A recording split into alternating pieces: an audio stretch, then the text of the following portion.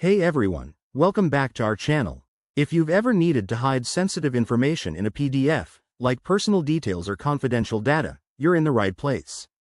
Today, we're diving into a simple tutorial on how to black out text in Adobe Reader 2025. This feature is super handy for protecting your privacy, especially when sharing documents online. It's quick, effective, and works right within the free Adobe Reader app.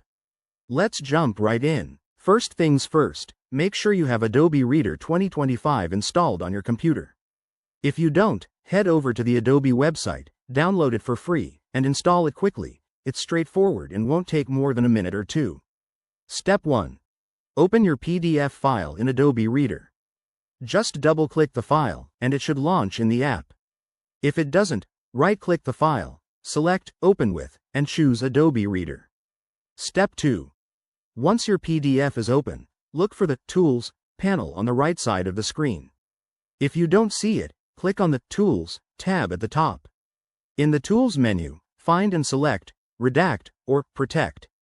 This is where the magic happens. Step 3. Now, choose the Mark for Redaction tool. It looks like a highlighter icon.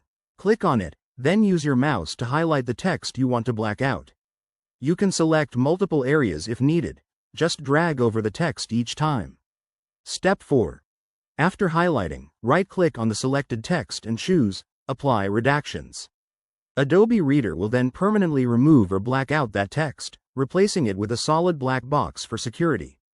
Step 5.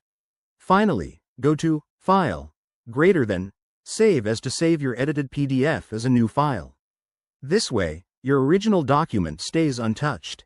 Remember, always work on a copy to avoid any accidents. And there you have it. That's how you black out text in Adobe Reader 2025.